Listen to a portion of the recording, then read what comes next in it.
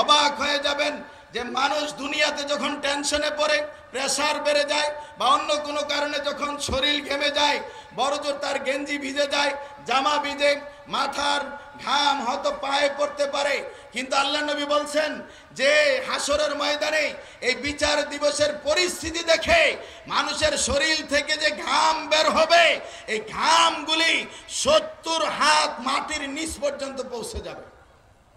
আল্লাহু আকবার। অন্য হাদিসে এসেছে যে গর্তের মাঝে পানি জমে যাবে। তাইলে চিন্তা করেন, শরীর থেকে এই টেনশনে, এই ভয়াবহ পরিস্থিতি দেখে শরীর থেকে কি পরিমাণ ঘাম বের হবে। সেই দিনে আজে বাজে চিন্তা করার কোনো সুযোগ নেই। সম্মানিত উপস্থিতি, সহিহ মুসলিমের 2842 নম্বর হাদিস, জামিয়া তিরমিজির 2573 নম্বর হাদিসটি শুনলে আরো অবাক হয়ে যাবেন।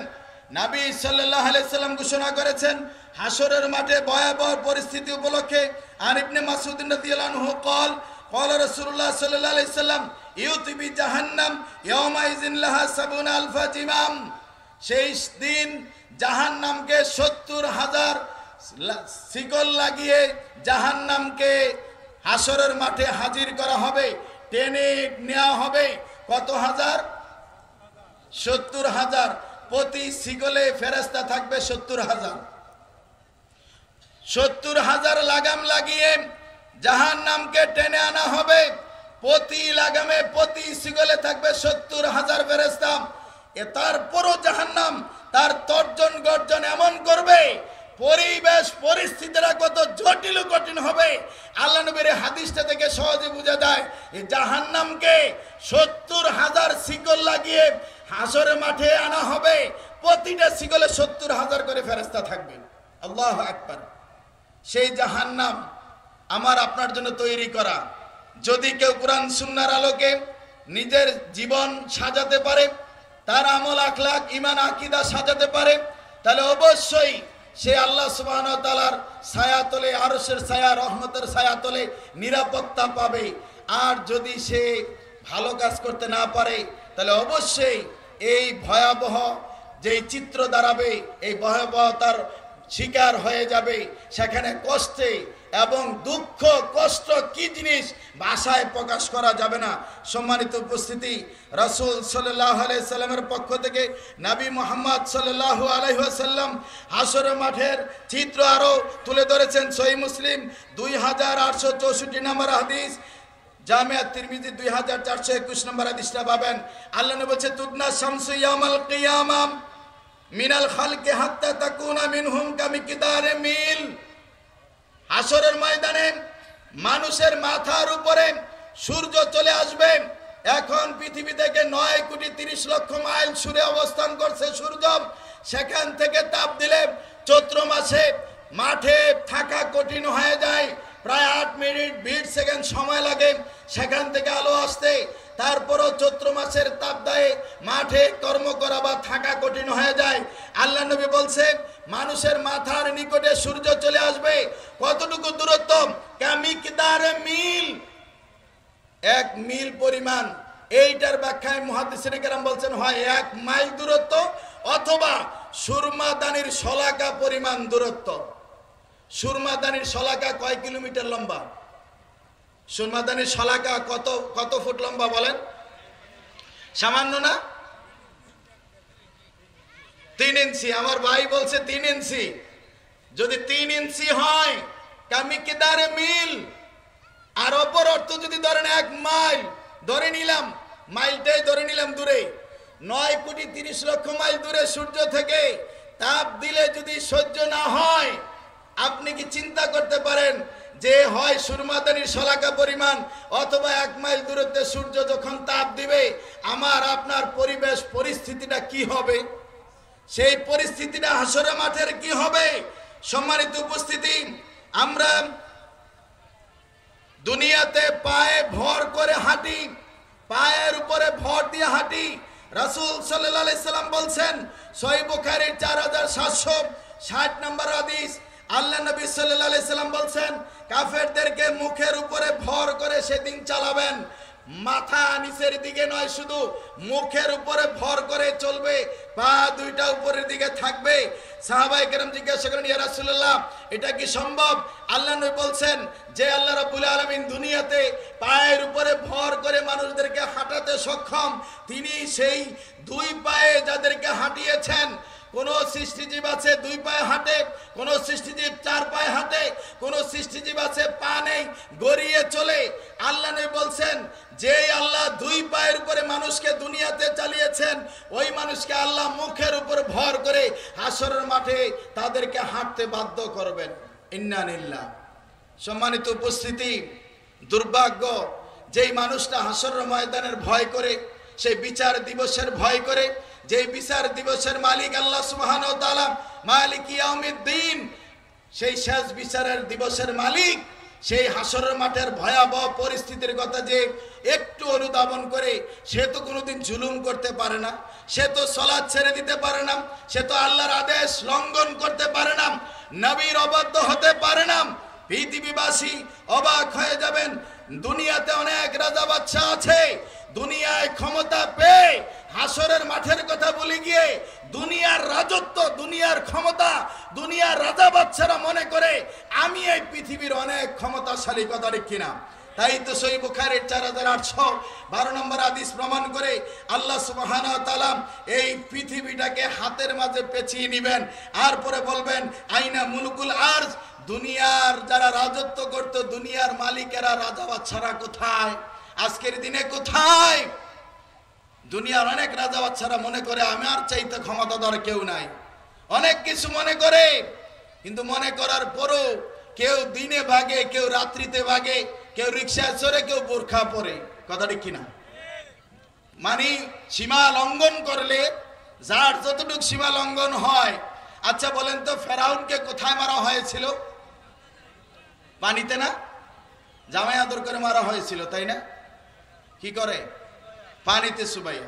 তো ফেরাউনের পানিতে চুবানো সবাই বক্তব্য করি, আবার বলি, শুনি, কিন্তু আপনি কি একবারও ভাবছেন ফেরাউনের মতো আচরণ করলে আমাদের পরিস্থিতি কি হবে?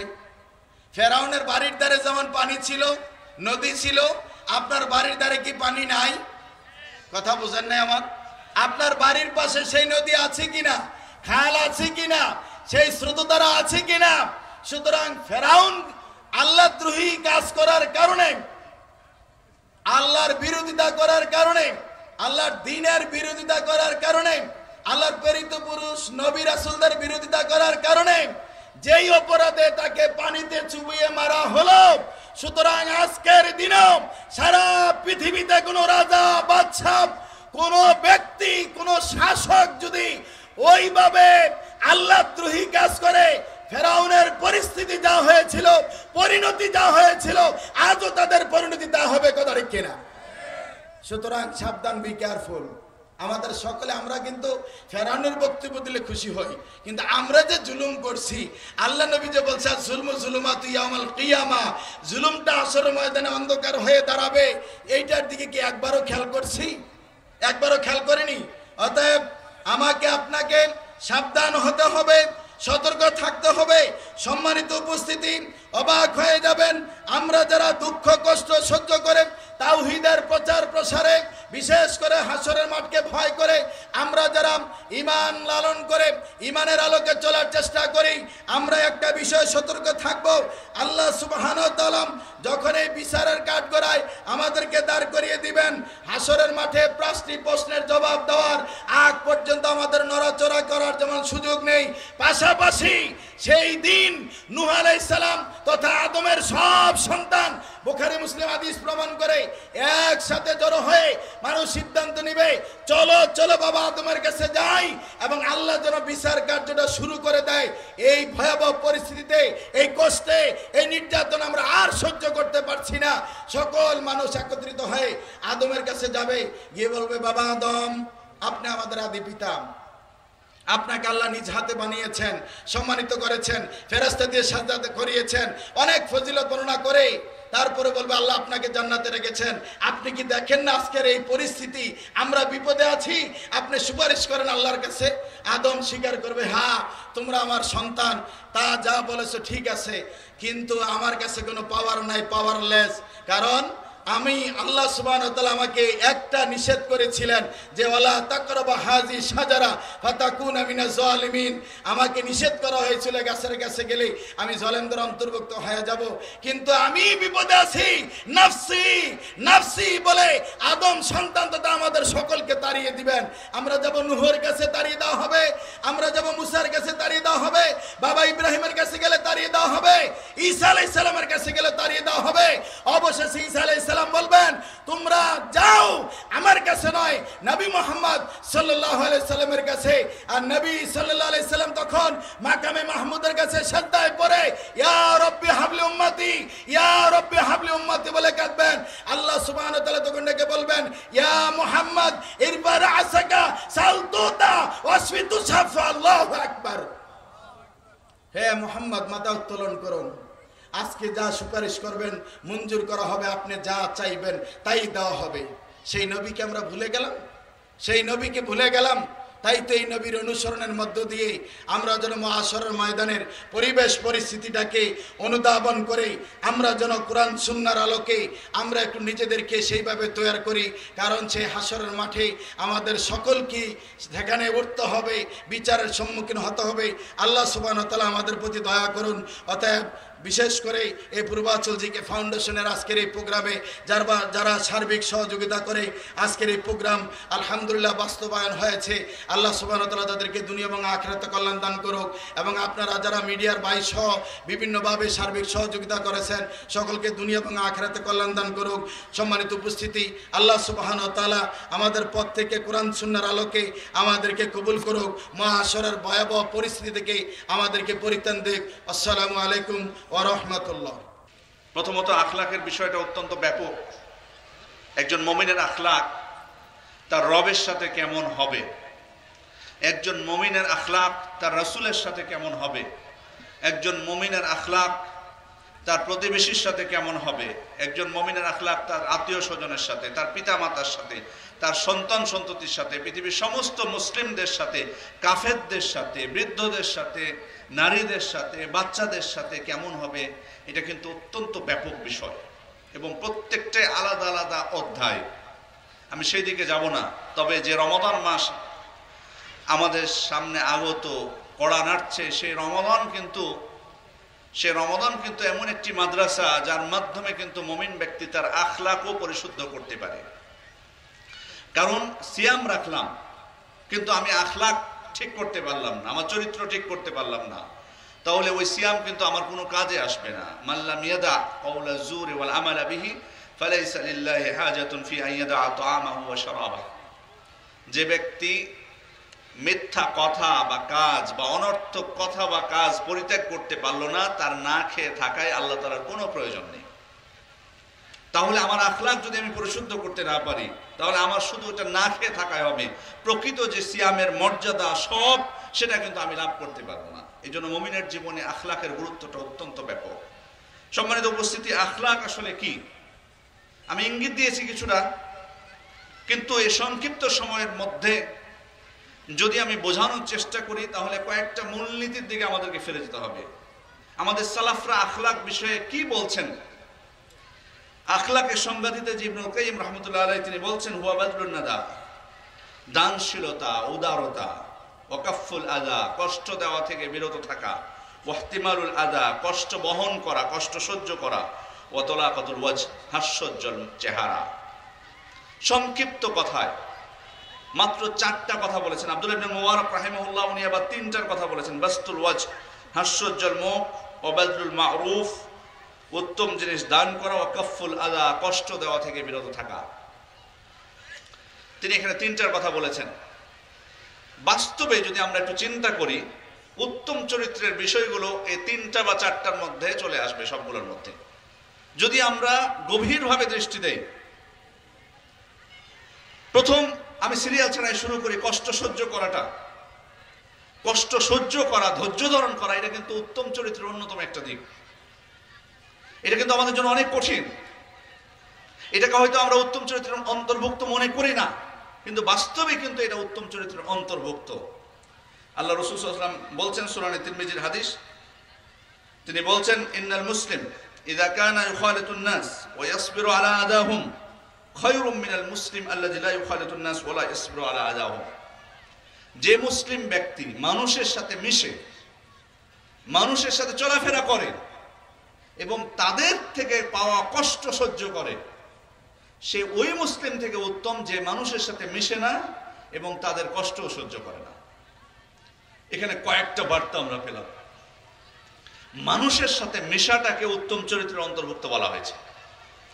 মানুষের সাথে মেশা কি বোঝায় আসলে? মানুষের সাথে মেশা বলতে মানুষের খোঁজ খবর নেওয়া, মানুষের সাথে সুন্দর আচরণ করা, মানুষ বিপদে পড়লে তাকে সাহায্য করা, কষ্টে পড়লে তাকে সে কষ্ট থেকে উদ্ধার করা, অসুস্থ হলে তাকে দেখতে যাওয়া, বিভিন্নভাবে সাহায্য সহযোগিতা করা, মারা গেলে তার জানাজায় অংশগ্রহণ করা। মানুষের সাথে মেশা, শুধু নিজেকে নিয়ে সে ব্যস্ত থাকবে না, মানুষের সাথে সুন্দর কথা বলবে, সত্য কথা বলবে, তাদেরকে সান্ত্বনা দিবে। মানুষের সাথে মেশা এটা বিভিন্নভাবে হতে পারে। এটা কিন্তু উত্তম চরিত্রের অন্তর্ভুক্ত বলা হয়েছে। আবার এর সাথে সাথে আরেকটা ইঙ্গিত দিয়ে দেওয়া হয়েছে যে মানুষের সাথে আপনি যখন মিশবেন, যদি ভালোভাবে মিশেন, তাদের উপকারও করেন, তবুও তারা কিন্তু আপনাকে কষ্ট দিবে, কষ্ট কিন্তু আপনাকে দিবে। মানুষের সাথে মিশবেন, আপনি মানুষের উপকার করবেন, আর মানুষ আপনার শুধু প্রশংসা করবে, আপনার সাথে শুধু ভালো আচরণই করবে, এটা আপনি মনে করবেন না। মানুষের সাথে মিশতে গেলে এটা মনে রাখতে হবে মাথায় যে কারো না কারো দ্বারা আপনি কষ্ট পাবেন। এই ইঙ্গিত কিন্তু এর মধ্যে আছে। ওই সময় যদি আপনি মনে করেন যে আমি তো ভালো কাজের জন্য আসলাম, ভালো কথাই বললাম, তার উপকারই করলাম, কিন্তু উল্টো আমাকে কষ্ট দিল, দেখ মানুষের সাথেই মিশবো না, আমি আমার নিজের মতো করে কাজ করবো, নিজের কাজ করবো, এটাই ভালো, এটা মনে করলে আপনি কিন্তু মানুষের উপকার করতে পারবেন না, একদিনেই শেষ। আপনি মানুষের সমাজের সেবা করবেন, পারবেন না। যারা মানুষের সেবা করে, সমাজের সেবা করে, তারা মানুষদের কাছ থেকে অনেক কথা শুনতে হয়, অনেক খোঁটা শুনতে হয়, ভালো উপকার করেও তার নিজের ক্ষতি করে। এটা মাথায় নিয়ে মানুষের সেবা করা শুরু করতে হবে, এটা মাথায় নিয়ে সমাজের সেবা শুরু করতে হবে, নাহলে আপনি পারবেন না। এই জন্যই আল্লাহ রাসূল সাল্লাল্লাহু আলাইহি ওয়াসাল্লাম বলেছেন যে ওই মুসলিম যে মানুষের সাথে মিশে এবং তাদের দেওয়া কষ্ট সহ্য করে, ধৈর্য ধারণ করে, ওই উত্তম যে মানুষের সাথে মিশেই না। কেউ যদি মনে করে যে ওই জন্য আমি মানুষের সাথে মিশতে যাই না, জানি যে মানুষের উপকার করলে তারা আমার ক্ষতি করবে, এই জন্য আমি তাদের সাথে মিশি না, না, আপনি ভালো মানুষ না। আল্লাহ রাসূল সাল্লাল্লাহু আলাইহি ওয়াসাল্লাম নাকচ করে দিয়েছেন। সুতরাং সম্মানিত উপস্থিতি, কষ্ট সহ্য করা, কেউ কষ্ট দিলে কষ্ট সহ্য করা, এটা উত্তম চরিত্রের অন্যতম অন্তর্ভুক্ত, এটা উত্তম চরিত্রের অন্যতম একটি অংশ। এরপরে হচ্ছে প্রথম যে বিষয়টা বলেছিলাম, উদারতা, দানশীলতা, এটা উত্তম চরিত্রের অন্যতম একটা অংশ। উদারতা বা দানশীলতা এটা দুই ভাবে হতে পারে। একটা হলো যেটা আমরা বুঝি কিছু আপনি দিবেন, এটা একটা। আরেকটা হলো আপনি পরিত্যাগ করবেন। এই পরিত্যাগটা আবার দুই ভাগে হতে পারে। এক হলো মানুষের কাছে যে জিনিসটা আছে ওটার প্রতি আপনি লোভ করবেন না। আছে ধরুন কোনো নিয়ামত আপনার কোনো ভাইকে আল্লাহ তাআলা দান করেছেন, আপনি সেটার প্রতি লোভ করতে যাবেন না, বরং আপনার কাছে যেটা আছে সেটা নিয়ে সন্তুষ্ট থাকবেন।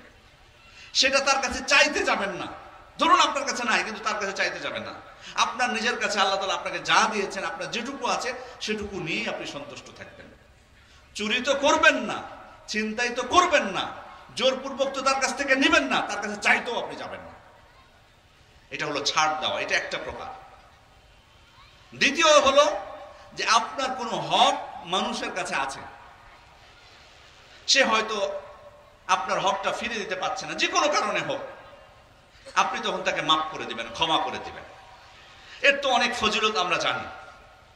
হয়তো আপনি কাউকে টাকা ধার দিয়েছেন, টাকাটা সে পরিশোধ করতে পারছে না, ঋণটা সে পরিশোধ করতে পারছে না, আপনি তখন তাকে কি করলেন? অবকাশ দিলেন, অথবা আপনি বললেন তাকে মাফ করে দিলেন। অনেক কিন্তু ফজিলত বর্ণনা করা হয়েছে, হাদিসে ফজিলত বর্ণনা করা হয়েছে যে একজন ব্যক্তির কিছুই ছিল না, কোনো নেকি খুঁজে পাওয়া যাচ্ছিল না কিয়ামতের দিন, কিন্তু একটা নেকি পাওয়া গেল। সে কি করতো? তার কর্মচারীদেরকে বলতো যে অসচ্ছল কোনো ব্যক্তি যদি আসে তাকে মাফ করে দিও। তো এর শুধুমাত্র এই আমলটুকুর বিনিময়ে আল্লাহ তাআলা তার সব পাপকে ক্ষমা করে দিলেন। সুবহানাল্লাহ। তাহলে সম্মানিত উপস্থিতি, এই যে মানুষের ছাড় দেওয়া, এটা কিন্তু উত্তম চরিত্রের অন্তর্ভুক্ত। তাহলে দানশীলতার এটা একটা প্রকার, যে আপনি কি করবেন, ছাড় দিবেন। ছাড় দেওয়া কিভাবে হতে পারে? একটা হলো আপনার হক মানুষের কাছে আছে, ওটা আপনি নেবেন না। দ্বিতীয় হচ্ছে মানুষের কাছে যেটা আছে সেটার প্রতি লোভ করবেন না, সেটা ছিনিয়ে নেওয়ার চেষ্টা করবেন না, বা সেটা চাইবেন না তার কাছে। হ্যাঁ, এখানে একটা বিষয় আছে আবার, আপনি যদি সেটা না চান, তাহলে যদি বড় কোনো ক্ষতির আশঙ্কা থাকে, তাহলে কিন্তু তখন আপনাকে চাইতে হবে। ধরুন আপনি বিপদে পড়েছেন, আপনার বাড়িতে অসুস্থ রোগী, তাকে দ্রুত হসপিটালে নেওয়া লাগবে, সেক্ষেত্রে আপনার মানুষের সহযোগিতার প্রয়োজন, সাহায্য আপনাকে চাইতেই হবে, তখন কিন্তু আপনি চাইবেন। তখন কিন্তু এটা নিন্দনীয় বিষয় না। নিন্দনীয় বিষয় হচ্ছে যে আপনি ওটা ছাড়া চলতে পারছেন, কিন্তু তারপরও চাচ্ছেন। এরকম অনেক মানুষের কিন্তু স্বভাব আছে। আপনি দেখবেন অনেক মানুষের সমাজে স্বভাব আছে, ওর কিন্তু প্রয়োজন নাই, তারপরও মানুষের কাছে চাচ্ছে। খুব বেশি জরুরি না, প্রয়োজন না, কিন্তু তাও চায়। ও চাওয়াটাই ওর অভ্যাস, এটা কিন্তু ভালো না। তাহলে এটা হলো একটা দানশীলতা, উদারতার একটা প্রকার, পরিত্যাগ করা, ছাড় দেওয়া। দ্বিতীয় হলো আপনি দিবেন, দান করবেন। দানটা বিভিন্নভাবে হতে পারে। একটা হলো আপনার প্রাণ দিয়ে সহযোগিতা করা, আপনার জান দিয়ে সহযোগিতা করা। আপনার জান বিলিয়ে দিবেন, প্রাণ বিলিয়ে দিবেন। এটা ইসলামের জন্য যদি হয়, ইসলামকে বিজয় করার জন্য যদি হয়, এটা তো শাহাদাত, আমরা জানি, যুদ্ধের ময়দানে লড়াই করা। আপনি ত্যাগ স্বীকার করছেন, আপনার জীবন দিয়ে দিচ্ছেন যুদ্ধ করতে যেয়ে। আবার দুনিয়াবী ক্ষেত্রেও হতে পারে, কাউকে সাহায্য করতে গেলেন, বা আপনার উপর কেউ আক্রমণ করেছে, আপনি নিজেকে রক্ষা করতে গেলেন, অথবা কারো সম্পদ ছিনিয়ে নিচ্ছে, আপনি রক্ষা করতে গেলেন, আপনার সম্পদ কেউ ছিনিয়ে নিচ্ছে, আপনি রক্ষা করতে যেয়ে আপনি মারা গেলেন। তাহলে এখানে কিন্তু আপনার কি করলেন, আপনার জীবন আপনি দিয়ে দিলেন। আপনার জীবন দিয়ে উদারতা দেখানো, এটা হলো প্রথম প্রকার। দ্বিতীয় বিষয় হচ্ছে মাল সম্পদ দিয়ে টাকা পয়সা দিয়ে উদারতা দেখানো, দানশীলতা টাকা পয়সা দিয়ে। এটা বিভিন্নভাবে হতে পারে।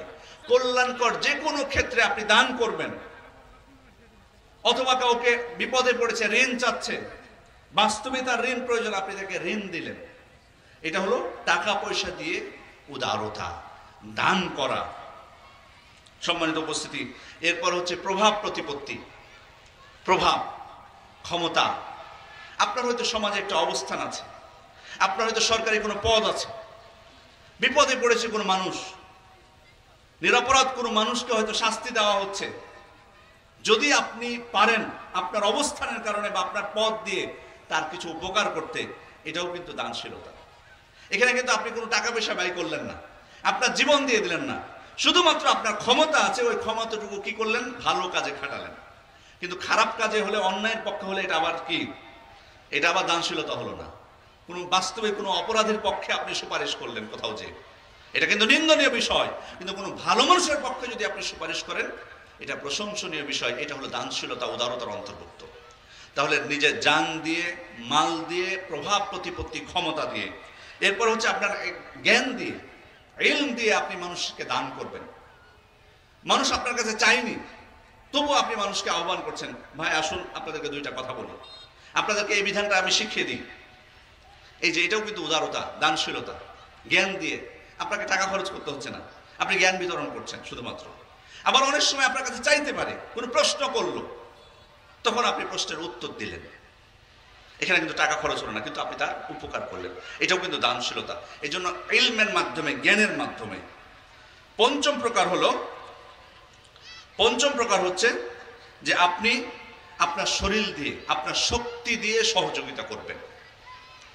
ধরুন এমন সহযোগিতার প্রয়োজন যে আপনার টাকা পয়সা লাগবে না, আপনার টাকা পয়সা লাগবে না, আপনার জ্ঞানও দরকার নেই, আপনার ইলমের দরকার নেই, কিন্তু আপনার দরকার আপনার শক্তিটা। তার রাস্তায় দিয়ে যাচ্ছেন, একজন ভ্যান চালক হতে পারে যে সে তার ভ্যানটা উঠাতে পারছে না, তা আপনাকে ডাকলো, ভাই একটু সহযোগিতা করুন। এই যে আপনি সহযোগিতা করলেন, তাকে উঠিয়ে দিলেন, শক্তি দিয়ে আপনি তার উপকার করলেন। আল্লাহ রাসূল সাল্লাল্লাহু আলাইহি ওয়াসাল্লাম কি বলছেন, ইউইনু রাজুলা ফি দাব্বাতি ফায়াহমিলুহু আলাইহা আও ইয়ারফাউ আলাইহা মাতাআহু সাদাকা। আপনি যদি কোনো ব্যক্তিকে তার বাহনে আরোহণ করতে অথবা তার মাল সামানা উঠাতে সহযোগিতা করেন, আল্লাহ রাসূল সাল্লাল্লাহু আলাইহি ওয়াসাল্লাম বলছেন এটাও একটা সাদাকা। এটাকে আমি দান করলাম, কিছু তাকে টাকা পয়সা দিলাম না, কিছুই করলাম না, শুধুমাত্র নিজের শক্তি দিলাম। তাহলে দেখুন কিভাবে আমরা মানুষকে সহযোগিতা করতে পারি, দান করতে পারি, উদারতা দেখাতে পারি। এখানে যে টাকা পয়সা লাগবে সেটা কিন্তু না। এরপর হচ্ছে সময় দিয়ে, আপনার সময়টুকু শুধুমাত্র দিলেন, কিচ্ছু না, কোনো মাল সম্পদ না, আপনার শক্তি না, কিচ্ছু না, আপনার জ্ঞান না, কোনো কিছু না, আপনি দিলেন সময়। সময় কিভাবে? ধরুন কোনো অসুস্থ ব্যক্তি সারা রাত কাতরাচ্ছে ব্যথায়, আপনি তার পাশে বসে তাকে সান্ত্বনা দিলেন, এটা কিন্তু হলো সময় দিয়ে তাকে সহযোগিতা করা। এটাও কিন্তু এক প্রকার উদারতা। এটুকু আমরা কয়জন করতে পারি? এটাও কিন্তু এক প্রকার উদারতা, দানশীলতা। আপনি এখানে আপনার সময়টা দান করেছেন, এটা তার জন্য অনেক উপকার হয়েছে। আপনি একজন রোগী সারাদিন শুয়ে থাকে বাড়িতে, তার সাথে যে আপনি 1 ঘন্টা কথা বললেন, সে কিন্তু বাইরে উঠে আসতে পারে না। এই যে সময়টুকু দিয়েছেন, এর দ্বারা কিন্তু অনেক উপকৃত হয়েছে। আপনি দান করেছেন আপনার সময়টা। তাহলে সম্মানিত উপস্থিতি, এখানে 6টা প্রকার বললাম। তাহলে মানুষ উদারতা দেখাতে পারে, দান করতে পারে এই 6টা মাধ্যমে। এরপরে হচ্ছে কষ্ট সহ্য, কষ্ট দেওয়া থেকে বিরত থাকা। কষ্ট দেওয়া থেকে বিরত থাকা, কষ্ট দেওয়া এটা 2 ভাগে হতে পারে। একটা হলো কথার মাধ্যমে, আরেকটা হতে পারে কাজের মাধ্যমে। কথার মাধ্যমে কষ্ট 2 ভাগে হতে পারে, 2 ভাবে হতে পারে। কথার মাধ্যমে কষ্ট 2 ভাবে হতে পারে। এক হলো সরাসরি মুখ দিয়ে আপনি কথা বললেন, কাউকে গালি দিলেন, কারো বা গীবত করলেন, এটা কিন্তু সরাসরি কথার মাধ্যমে কষ্ট দেওয়া। এটা কিন্তু আমরা সচরাচর কিন্তু করে থাকি, ভাবি না কখনো। আবার এর সাথে আরেকটা বিষয় যুক্ত হবে, সেটা হচ্ছে কলমের মাধ্যমে কষ্ট দেওয়া। এটা কিন্তু কথারই প্রকার। এক হলো সরাসরি মুখ দিয়ে আমি কষ্ট দিচ্ছি, আর এই জিহ্বার ব্যাপারে আল্লাহ রাসূল সাল্লাল্লাহু আলাইহি ওয়াসাল্লাম সতর্ক করে গেছেন আমাদেরকে। কারণ তিনি বলেছেন, ইন্নাল আবদা লা ইয়াতাকাল্লামু বিল কালিমা মা ইয়াতাবায়্যানু ফিহা। একজন মানুষ কোন পরিণাম চিন্তা করা ছাড়াই কথা বলতে বলে, ইয়াজিল্লু বিহা ফিন্নারি আবআদা মিম্মা বাইনাল মাশরিক ওয়াল মাগরিব। ওই ব্যক্তিকে যে পরিণাম ছাড়াই কথাবার্তা বলে, কোনো পরিণাম চিন্তা করা ছাড়াই কথাবার্তা বলে, চিন্তাও করে না যে কথাটা বলছে তার হিসাব কি হবে, আল্লাহ রাসূল সাল্লাল্লাহু আলাইহি ওয়াসাল্লাম বলছেন তাকে জাহান্নামের এত গভীরে নিক্ষেপ করা হবে যতটা দূরত্ব হচ্ছে পূর্ব এবং পশ্চিমের। সুতরাং আমরা দেখুন জীবন চলার পথে কত কথাই না বলি, আমাদের জিহ্বাটা আছে বলে এই জিহ্বাটা আমরা নাড়াতে বলি বলে যা ইচ্ছা অনেক সময় মুখে তাই কথা বলে থাকি, কিন্তু একবারও চিন্তা করি না যে এটার পরিণামটা কি, বা আমি কেউ আমার দ্বারা কষ্ট পাচ্ছে কিনা। আবার এটার হুকুমে চলে আসবে কলম। অনেক সময় মুখে বলতে হয় না, কলম দিয়ে পত্রিকায় লিখলেন বা অন্য কোথাও লিখলেন, আপনি মুখে যে কথাটা বলতেন সেটাই আপনি লিখলেন। আর বর্তমান যুগে সম্মানিত উপস্থিতি, লেখাটা আরো সহজ হয়ে গেছে। লেখার মাধ্যমে মানুষকে কষ্ট দেওয়াটা, সেটা হলো যে ফেসবুকের মাধ্যমে, এটা আরো সহজ হয়ে গেছে। এখন কিন্তু আগে কলমের মাধ্যমে কষ্ট দিতে হলে অনেক পথ মাধ্যম গ্রহণ করতে হতো। পত্রিকায় এত সহজে আপনার লেখা নেবে না। আপনি যে কোনো লেখা পত্রিকায় দিলে ছাপাবে, বা আপনি যে কোনো বিষয়ে বই ছাপিয়ে দিতে পারবেন, একটা এত সহজ কি? তখন কিন্তু কঠিন ছিল। কিন্তু এখন এই যে প্রত্যেকের আমাদের হাতের নাগাল, এখানে সামাজিক যোগাযোগ মাধ্যম, একাধিক সামাজিক যোগাযোগ মাধ্যম, আমি শুধু মোবাইলটা সাথে নিচ্ছি আর এই যে টাইপ করছি, সবাই আমরা স্বাধীনভাবে বলতেছি। ভালো কথা বললে কোনো সমস্যা নেই। মান কানা ইউমিনু বিল্লাহি ওয়াল ইয়াউমিল আখির ফালিয়াকুল খায়রান আও লিয়াসমুত। যে ব্যক্তি আল্লাহ এবং পরকালের প্রতি বিশ্বাস করে সে যেন ভালো কথা বলে, না নয়তো চুপ থাকে। সুতরাং ভালো কথা বলতে কোনো অসুবিধা নেই। আল্লাহ তাআলা একটা বাণী প্রচার করলেন, রাসূল সাল্লাল্লাহু আলাইহি ওয়াসাল্লাম একটা হাদিস প্রচার করলেন, কোনো অসুবিধা নেই। কিন্তু অসুবিধাটা হলো যখন আপনি মানুষের বিরুদ্ধে আক্রমণ করছেন। বড় আফসোসের বিষয় হলো যারা দিন পালন করে না তাদেরকে আমরা হয়তো হিসাবের মধ্যেই নিব না।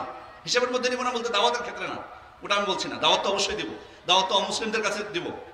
মুসলিম যারা দিন পালন করে না তাদেরকে তো অবশ্যই দিব, অবশ্যই তারা আমাদের হিসাবের মধ্যে আছে।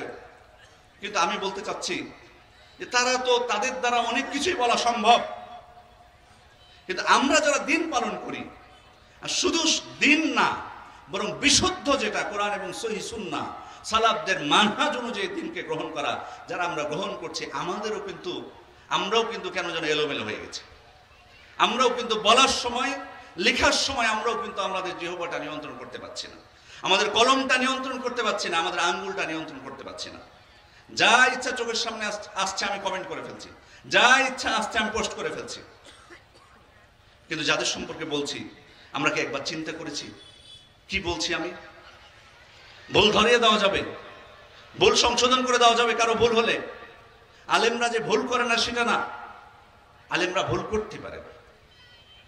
রাসূল সাল্লাল্লাহু আলাইহি ওয়াসাল্লাম ছাড়া পৃথিবীতে কেউ মাসুম নন, এই জিনিসটা আমার আপনার মাথায় থাকতে হবে। ভুল করতে পারেন, কিন্তু ভুল করলে সেটা সংশোধনের পদ্ধতিটা কি সেটা আমরা জানি কিনা। যদি না জানি তাহলে তো চুপ করে থাকা দরকার। বা ভুল সংশোধন কি সবার দায়িত্ব? আম পাবলিক সবাই যে ইচ্ছা করবে সেই ভুল ধরতে পারবে? সাধারণ উপদেশ দেওয়া, মানুষকে উপদেশ দেওয়া, এটারই কিন্তু অনেক পদ্ধতি আছে। সেটাই তো, সে উপদেশটাই তো আমরা সঠিক পদ্ধতিতে দিতে পারি না। আর সেখানে ভুল ধরা এই কাজটা কিন্তু আরো বেশি কঠিন, সেখানে কিন্তু আরো নিয়ম নীতি আছে। আমাদের সালাফগণ মোটা বই লিখেছেন এর উপর, কিভাবে আপনি আরেকজনের ভুল সংশোধন করবেন, কি পদ্ধতিতে করবেন। সুতরাং এভাবে যদি এলোমেলো ভাবে আমরা ভুল সংশোধন শুরু করে দিই ফেসবুকে এসে, তাহলে এটা তো সংশোধন না, আসলে এটা হলো মনের ক্রোধ মিটানো, মনের জ্বালা মেটানো। মনের ভিতরে যে ক্ষোভ আছে সে ক্ষোভটা আমরা মিটাচ্ছি মূলত। কিন্তু একবারও কি চিন্তা করেছি ওই যে হাদিসটা, বান্দা পরিণাম চিন্তা করা ছাড়া কথা বলে?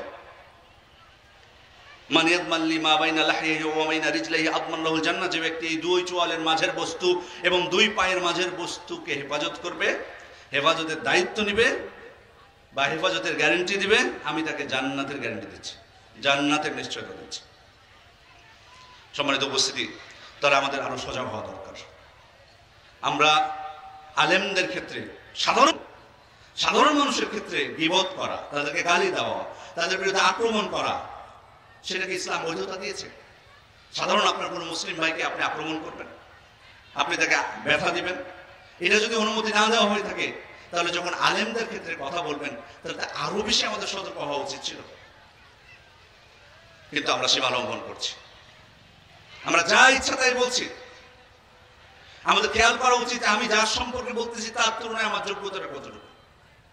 ঠিক আছে, হয়তো একাডেমিক যোগ্যতাটাকে আপনি যোগ্যতাই মনে করলেন না, বুঝলাম, কিন্তু যার সম্পর্কে বলতেছেন তার তুলনায় আপনার দাওয়াতি ময়দানে অবদান কতটুকু, মানুষের মধ্যে ইলম প্রচারে আপনার অবদান কতটুকু।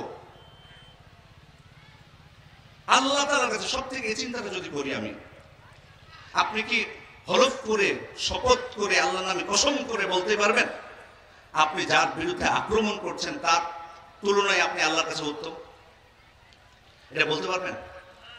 নিশ্চয় দিতে পারবেন আল্লাহর কাছে শপথ করে যে হ্যাঁ আমি তার তুলনায় উত্তম? যদি এটা না পারেন তাহলে এত সহজে কিভাবে কথা বলেন? অথচ তারা আমাদেরই আলেম, আমাদের শ্রদ্ধাভাজন ওস্তাদ, কিন্তু কথা বলার সময় আমার জিহ্বাকে আমি নিয়ন্ত্রণ করছি, আমার কলমকে আমি নিয়ন্ত্রণ করছি। সম্মানিত উপস্থিতি, ভুল হয়, ভুল বুঝ থাকবে, কিন্তু মতের ভিন্নতা এটা কিন্তু মানতে হবে আমাকে আপনাকে। দুনিয়াতে আগেও ছিল, এখনো থাকবে। আমি ফিকহি মাসলা মাসাইলের কথা বলছি না শুধুমাত্র, স্বাভাবিক মতের ভিন্নতা থাকবে। কেন আদম পুত্র হাবিল কাবিল তাদের মধ্যে মতের ভিন্নতা হয়নি? দাউদ আলাইহিস সালাম, সুলাইমান আলাইহিস সালাম বিচারে রায় দিতে দুই রকম বিচার দেননি, তারা রায় দেননি, হয়েছে তো, মতের ভিন্নতা থাকবে। এটা সাহাবা ইকরামের মধ্যে মতের ভিন্নতা হয়নি। সুতরাং এটা স্বীকার করতে হবে। আপনি যদি মনে করেন আপনি যেটা বুঝতেছেন, আপনি যেটা মনে করতেছেন সেটা পৃথিবীর সবাইকে বোঝাবেন, সেটা মানতে বাধ্য করবেন আপনার মতটা, তাহলে আপনি ভুলের পথে আছেন। পারবেন না, এটা পারবেন না। হ্যাঁ, আপনি সঠিকটা খোঁজার চেষ্টা করুন, আপনার যেটা সঠিক মনে হচ্ছে সেটা আপনি মানুন। কিন্তু আপনি যদি চাপিয়ে দিতে চান সবার উপর, মনে করেন যে না অন্যরা কেন এটা মানতেছে না, অন্যরা কেন আমার দিকে চলে আসতেছে না, আমি অমুক সাহেবকে পছন্দ করি সবাই কেন অমুক সাহেবকে পছন্দ করছে না, অমুক সংগঠনকে আমি পছন্দ করি সবাই কেন ওই সংগঠনে চলে আসছে না, এটা যদি মনে করেন আপনি ভুল পথে আছেন। হবে না, মতের মিল হবে না, মতের ভিন্নতা থাকবেই। এটা আপনাকে আমাকে মেনে নিয়ে পথ চলতে হবে। তবে যখন প্রকাশ্যে ভুল দেখবেন, সংশোধন করার উপায় আছে, সংশোধন করার সুযোগ আছে, কিন্তু ব্যক্তিগতভাবে আক্রমণ নয়। সম্মানিত উপস্থিতি, আখলাকের ক্ষেত্রে একটা অত্যন্ত গুরুত্বপূর্ণ বিষয়। আমরা যদি মানুষকে আখলাক সর্বোত্তম চরিত্রের দিকে ডাকি আর নিজেদের চরিত্র যদি আমরা উত্তম চরিত্রের অধিকারী হতে না পারি, তাহলে কিভাবে আমরা সংশোধন হব? এরপরে হাতের মাধ্যমে কষ্ট দেওয়া, এটা তো গেল কথার মাধ্যমে কষ্ট। কথার মাধ্যমে দুই প্রকার বললাম, একটা মুখ দিয়ে বলা অথবা কলমের মাধ্যমে, দ্বিতীয় হচ্ছে হাতের মাধ্যমে। আল্লাহ রাসূল সতর্ক করেছেন, আর মুসলিম মান সালিমাল মুসলিমুনা মিন লিসানিহি ওয়া ইয়াদিহি। মুসলিম তো, প্রকৃত মুসলিম তো সেই যার জিহ্বা এবং হাত থেকে অন্য মুসলিমরা নিরাপদে থাকে। হাত দিয়ে কষ্ট দেওয়া, এরপরে হচ্ছে চোখ দিয়ে কষ্ট দেওয়া। চোখ দিয়েও কিন্তু মানুষ কষ্ট দিতে পারে। যেমন নিষিদ্ধ কোনো কিছুর দিকে তাকালো, কোনো নারীর দিকে তাকালো, এটা কিন্তু তার কষ্ট দেওয়া হলো আপনি চোখ দিয়ে। অথবা কারো বাড়িতে যে আপনি উঁকি দিলেন, এটা কিন্তু চোখ দিয়ে কিন্তু আপনি কষ্ট দিলেন। আল্লাহ রাসূল সাল্লাল্লাহু আলাইহি ওয়াসাল্লাম তার হুজরায় একজন উঁকি দিয়েছিলেন, তখন তিনি বলেছিলেন লা আ'লামু আন্নাকা তানজুর লা তু'আনতু বিহি ফি আইনিক। তার হাতে একটা চিরুনি ছিল, উনি ওটা দেখিয়ে বলছেন যে আমি যদি জানতে পারতাম যে তুমি দেখতেছো লুকিয়ে, এটা দিয়ে আমি তোমার চোখকে ফুড়ে দিতাম, চোখকে ফুটা করে দিতাম। তবে চোখ দিয়ে কষ্ট দেওয়া।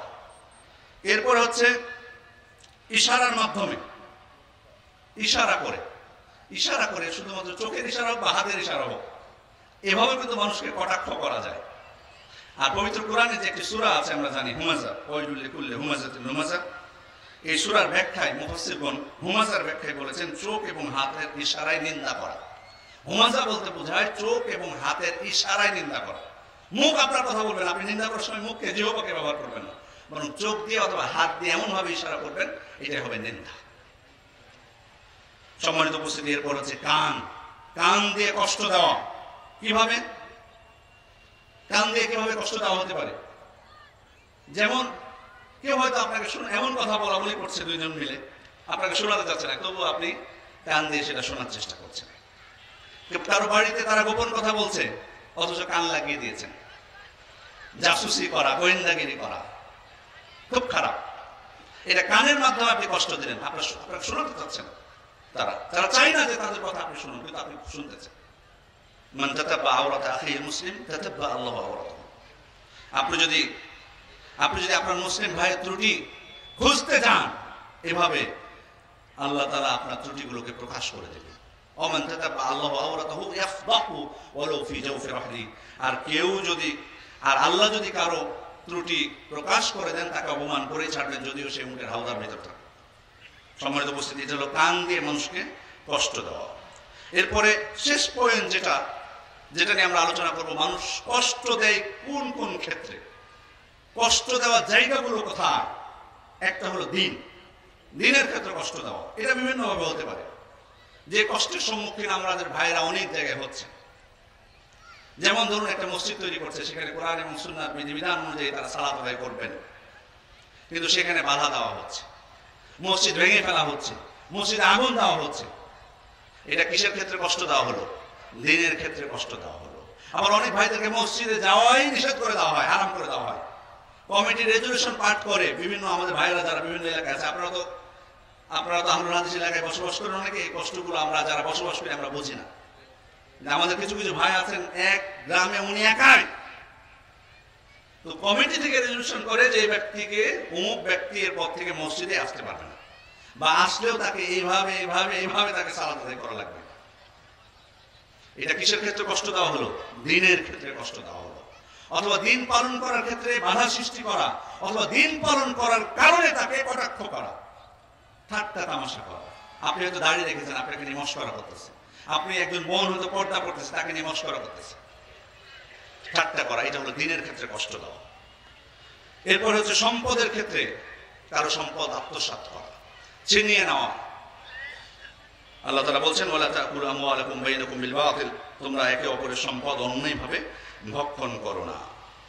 এরপর হচ্ছে মানুষের আকলের উপর, বুদ্ধি, চিন্তা চেতনার উপর আক্রমণ করা। এটাও কিন্তু কষ্টের জায়গা। এটা বিভিন্নভাবে হতে পারে। আপনি তার মাথায় আঘাত করলেন, এটা কিন্তু তার চিন্তা চেতনা, বুদ্ধিমত্তার ক্ষেত্রে প্রভাব পড়বে। পাগল হয়ে যেতে পারে অনেক সময়। অথবা আপনি মাদকে অভ্যস্ত করে তুললেন। বিভিন্নভাবে যেটা চলতেছে এখন, মাদকের ব্যাপারে কত শিথিলতা আমাদের দেশে দেখতেই পাচ্ছেন। মুখে অনেক গর্জন শুনি আমরা, মাদকের বিরুদ্ধে জিরো টলারেন্স, ওই, কিন্তু মাদক বন্ধ হয় না। এই যে মাদকের মাধ্যমে আপনি দেখুন তো কত মানুষের চিন্তা চেতনা, তাদের বুদ্ধি, তাদের আকলকে নষ্ট করে দেওয়া হচ্ছে। এরপরে হচ্ছে পচা সংস্কৃতি, খারাপ সংস্কৃতি আমাদের উপর চাপিয়ে দেওয়া হচ্ছে। এটাও কিন্তু আমাদের বুদ্ধিমত্তা, আকলের ক্ষেত্রে আক্রমণ।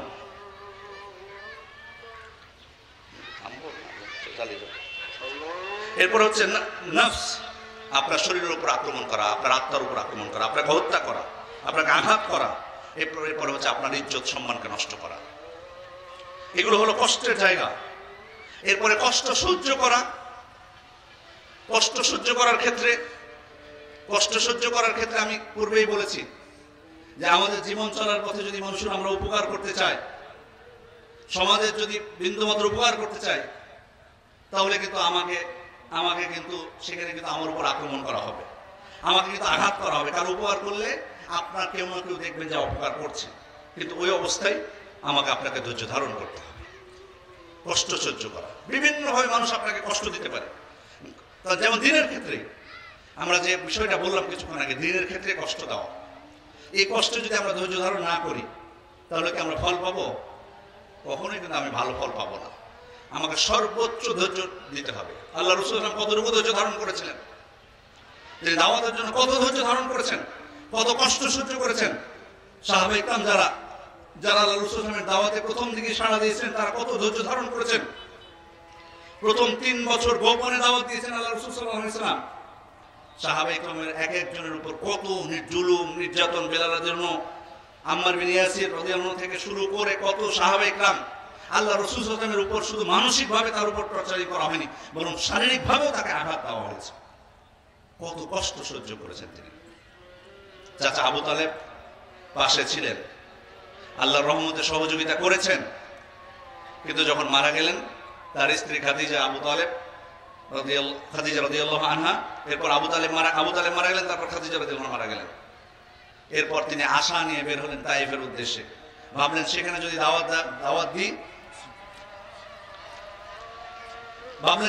দাওয়াত দিই হয়তো সেখানকার মানুষ দাওয়াত কবুল করবে, আমাকে আশ্রয় দিবে। কিন্তু না, হিতে বিপরীত হলো। তায়েফে একজন ব্যক্তি আল্লাহ রাসূলের দাওয়াত গ্রহণ করলো না। ফিরে আসলেন তিনি তায়েফ থেকে, আবার মক্কায় প্রবেশ করলেন। মক্কায় প্রবেশ করার পর তারপরে খেয়াল করুন, আল্লাহ রাসূল সাল্লাল্লাহু আলাইহি ওয়াসাল্লাম দাওয়াত আরম্ভ করলেন। তার দূত পাঠালেন মদিনায় মুসাব বিন উমাইর রাদিয়াল্লাহু, তিনি সেখানে দাওয়াতি কাজ করলেন। এরপর কত কষ্ট করে আল্লাহ রাসূল সাল্লাল্লাহু আলাইহি ওয়াসাল্লাম এবং সাহাবায়ে কেরাম এক এক করে মদিনায় হিজরত করলেন। তার জন্মভূমি পরিত্যাগ করে তিনি মদিনায় হিজরত করেছেন। সেখানে যাওয়ার পর কাফেররা কি তাকে ছেড়ে দিয়েছে যে যাও মদিনায় তুমি আরামে বসবাস করো? না, একের পর এক যুদ্ধ চাপিয়ে দিয়েছে তারা। দ্বিতীয় হিজরতে বদরের যুদ্ধ, তৃতীয় হিজরতে উহুদের যুদ্ধ, এরপরে খন্দকের যুদ্ধ, এরপরে আরো তাবুকের যুদ্ধ, মুতার যুদ্ধ থেকে কত যুদ্ধ তারা চাপিয়ে দিয়েছে। সবকিছুকে সহ্য করেছেন তিনি। এই যে কষ্ট সহ্য করেছেন, ত্যাগ স্বীকার করেছেন, ফলাফলটা কি? কারণ কি? কারণ হচ্ছে যদি আমি সহ্য করতে না পারি, আমার যদি ধৈর্য না থাকে, কষ্ট আমি যদি সহ্য করতে না পারি, তাহলে কিন্তু আমি উপকার পাবো না। সুতরাং সম্মানিত উপস্থিতি, দিনের ক্ষেত্রে হোক দুনিয়াবী ক্ষেত্রে হোক, ধৈর্য ধারণ করা, কষ্ট সহ্য করা, এটা উত্তম চরিত্রের অন্তর্ভুক্ত। এরপরে হচ্ছে যে বিষয়টি গুরুত্বপূর্ণ, হাস্যোজ্জ্বল মুখ। 4টা বিষয় আপনাদেরকে বলেছিলাম, মনে আছে কিনা জানি না। বলেছিলাম কি? দানশীলতা, কষ্ট দেওয়া থেকে বিরত থাকা, কষ্ট সহ্য করা, আর একটা হচ্ছে হাস্যোজ্জ্বল মুখ। প্রত্যেকটার ব্যাখ্যা আলাদাভাবে বলেছি। হাস্যোজ্জ্বল মুখ এটা কিন্তু উত্তম চরিত্রের ক্ষেত্রে অনেক প্রভাব ফেলে, অথচ এখানে কিন্তু তেমন কোনো সময় আমাকে ব্যয় করতে হয় না, তেমন কোনো টাকা পয়সাও ব্যয় করতে হয় না, তেমন শরীরের শক্তিও কিন্তু আমাকে ব্যয় করতে হয় না। আপনি একজন মুসলিমের সাথে সাক্ষাৎ হলো, আপনি তাকে দেখে মুচকি হাসলেন, এখানে কিন্তু অনেক কিছু প্রমাণ বহন করে। এটুকুর ক্ষেত্রে আমরা অনেক সময় কৃপণ, আমাদের মুখে হাসি আসে না এত সহজে। কেন? টাকা পয়সা লাগে? একজন মুসলিমের সাথে একজন মুসলিমকে দেখে যদি আমি মুচকি হাসি, আমার মান সম্মান কমে যাবে? যদি আমি ভাব নিয়ে থাকি তাহলে এটা থেকে আমার সম্মান বেড়ে যাবে? কখনোই না। আল্লাহ রাসূল সাল্লাল্লাহু আলাইহি ওয়াসাল্লাম বলেছেন, লা তাহকিরান্না মিনাল মা'রুফি শাইআন ওয়ালাউ আন তালকা আখাকা বিওয়াজহিন তালক। তুমি কোনো ভালো কাজকে ছোট করে দেখো না, তুচ্ছ তাচ্ছিল্য করো না, ওটাকে ছোট করে দেখবে না। যদিও সেটা হয় তোমার ভাইকে দেখে তুমি হাস্যোজ্জ্বল মুখে তোমার ভাইয়ের সাথে তুমি সাক্ষাৎ করবে, এই কাজটাকে তুমি ছোট করে দেখো না। তার মানে গুরুত্ব সহকারে নিও যে কোনো ভালো কাজ। অন্য হাদিসে আল্লাহ রাসূল সাল্লাল্লাহু আলাইহি ওয়াসাল্লাম বলেছেন, তাবাসসুমুকা আলা ওয়াজহি আখিকা সাদাকা। তোমার ভাইকে দেখে তুমি মুচকি হাসবে, এটাও সাদাকা একটা। সুতরাং সম্মানিত উপস্থিতি, সাদাকার জন্য শুধুমাত্র আমার টাকা পয়সা অনেক থাকা লাগবে, কোটি কোটি টাকা থাকবে, এটা কিন্তু না। দেখুন কিভাবে মানুষকে সহযোগিতা করা যায়, কিভাবে নিজের উত্তম চরিত্রের বহিঃপ্রকাশ করা যায়। উত্তম চরিত্রের কিন্তু আরেকটা দিক হচ্ছে অহংকার। অহংকার থেকে দূরে থাকা। অহংকার কি জিনিস? অহংকার হচ্ছে আপনি হক স্পষ্ট হওয়ার পর আপনি সেটাকে মানবেন না। আর দ্বিতীয় হচ্ছে মানুষকে নিয়ে তুচ্ছ-তাচ্ছিল্য করা।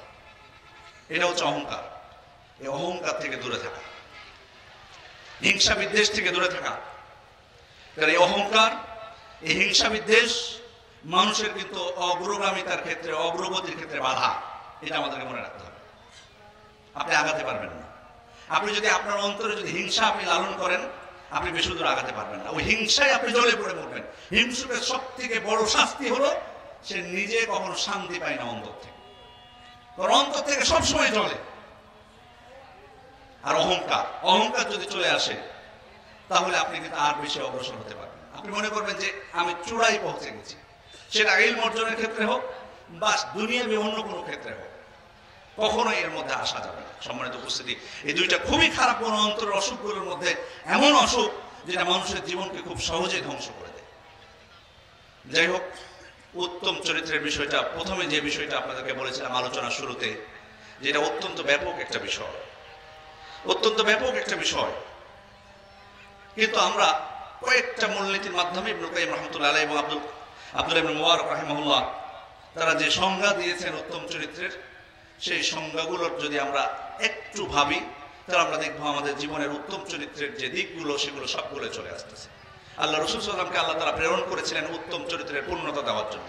ইন্নামা বুইসতু লিউতাম্মিমা মাকারিমাল আখলাক, উত্তম চরিত্রের পূর্ণতা দেওয়ার জন্যই আমাকে প্রেরণ করা হয়েছে। তাহলে আল্লাহ রাসূল সাল্লাল্লাহু আলাইহি ওয়াসাল্লামের প্রেরণের অন্যতম উদ্দেশ্য ছিল মানুষের চরিত্রকে সংশোধন করা। আর কিয়ামতের দিন আমাদের মিজানের পাল্লা, আমরা কে না চাই এখানে যে মিজানের পাল্লাটা আমার ভারী হোক। আল্লাহ রাসূল বলেছেন, মা মিন শাইইন আসকালু ফি মিজানিল মুমিন ইয়াউমাল কিয়ামা মিন খুলুকিন হাসান। উত্তম চরিত্রের চেয়ে মিজানের পাল্লায় আর কিছু ভারী হতে পারে না। এমন কোন জিনিস নাই যে উত্তম চরিত্র থেকে ভারী হতে পারে মিজানের পাল্লায়। আকমালুল মুমিনিনা ঈমানান আহসানুহুম আখলাকান, ঈমানের দিক থেকে পরিপূর্ণ মুমিন হচ্ছে তিনি যার চরিত্র হচ্ছে সর্বোত্তম। সুতরাং চরিত্র যদি আমার ভালো না হয়, তাহলে ঈমানদার দাবি করা বা ঈমানদার নিজেদেরকে মনে করার কোনো সুযোগ নেই। আসুন আমরা প্রকৃত ঈমানদার হিসেবে নিজেদেরকে গড়ে তুলি এবং আমাদের চরিত্রকে সংশোধন করি। চরিত্র পরিবর্তন হওয়ার জিনিস, পরিবর্তন হতে পারে, সম্ভব, যেটা আমাদের সাহাবায়ে কেরামের জীবনে যদি আমরা দেখি তাহলে দেখতে পাবো। সুতরাং মনে করবে না যে মানুষের চরিত্র সংশোধন অসম্ভব না। সংশোধন অসম্ভব, নিজে সংশোধন অসম্ভব, মানুষকে সংশোধন করা সম্ভব। আল্লাহ তাআলার কাছে দোয়া করি আল্লাহ আমাদেরকে তৌফিক দান করুন, আমরা যাতে আমাদের খারাপ যে চরিত্রগুলো আছে সেগুলোকে যাতে সংশোধন করে নিতে পারি। পরিশেষে পূর্বচল জেকে ফাউন্ডেশন এই আয়োজনকে যারা সাফল্যমণ্ডিত করেছেন, এই আয়োজনের জন্য যারা পরিশ্রম করেছেন, তাদের সবার কৃতজ্ঞতা প্রকাশ করছি এবং আন্তরিকভাবে দোয়া করছি আল্লাহ তাদেরকে যেন উত্তম বিনিময় দান করেন। আমরা যারা উপস্থিত হয়েছি, আল্লাহ যেন আমাদেরকে দিনের উপর অটুট রাখেন। আমাদেরকে সামনে যে আগত রমজান মাস, এই রমজান মাসে যাতে আমরা পরিপূর্ণভাবে যে ইবাদতগুলো আছে সেগুলো যাতে আমরা করতে পারি এবং আল্লাহ সন্তুষ্টির উদ্দেশ্যে করতে পারি এবং সুস্থ থেকে আমাদের ইবাদতগুলো করতে পারি। আল্লাহ তাআলা আমাদেরকে সেই তৌফিক দান করুন। আমিন ওয়া আখিরু দাওয়ানা আলহামদুলিল্লাহি রাব্বিল আলামিন। আসসালামু আলাইকুম ওয়া রাহমাতুল্লাহি ওয়া বারাকাতুহু।